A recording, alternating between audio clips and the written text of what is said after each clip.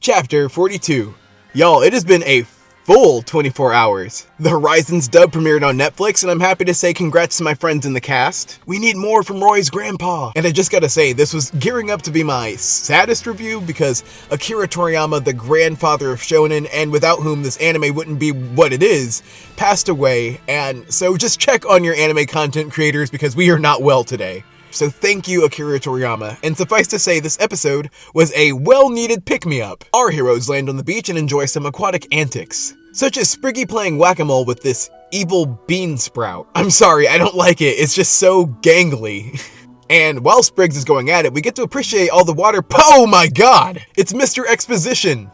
Suddenly this guy pops up, and I can't say he's necessary to the plot, but I can say he's necessary to my happiness. It is nice to spend some time just showing off all the monsters. I think it's a pretty good consensus that is a strength of Horizons. Things kick up a notch with this man in a rough situation, and a film crew who's just not interested in helping him, because they're more interested in the hero of the sea, Palafin, to which Muscleman manifests again and explains that Palafin appears to save anyone who's in trouble. My hero pocket monsters. To put it politely, this film crew is a dedicated, let's say, fan base. Their goal is to document Palafin's hero transformation sequence. They also can't seem to take a hint. I also do appreciate how they're not letting Liko intuitive nature fall through the cracks, as she easily picks up on Palafin's discomfort.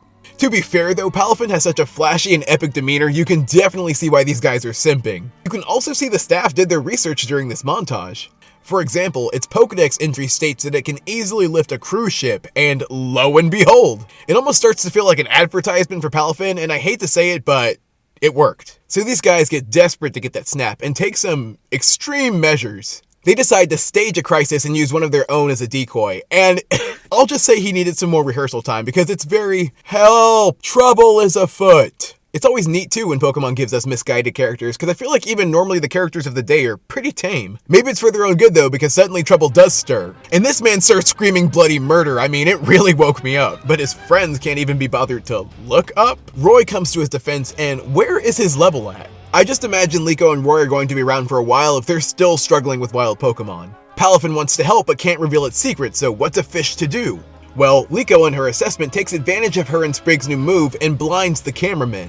It's like, no really guys, these leaves are different. So Hero Palafin is able to make an appearance and assist with its signature jet punch, but the crabs get their lick back in Palafin's weak spot. Now, in an unexpected plot twist, Ludlow is All Might? I just adore this. It's basically a human transformation sequence. And just when you might have thought that Ludlow is a one-trick pony, I mean, did you see that toss? Mighty G and Sharpedo make their triumphant appearance, and these random wacky shenanigans are just so Kanto. I say that because if you know me, I mean that in the best way. Getting some encouragement from the fans, Palafin recovers and together with Mighty G are able to calm the crabs with hugs. And how fitting for peaceful Ludlow. Woo, Liko's met some characters this episode. Afterwards, this group gets chewed out by some children, but they do see the error of their ways. Some things are better left to the imagination. For example, the real identity of Mighty G. I mean, I've already forgotten. What a packed day of retreat. And to top it off, they make an interesting discovery from afar.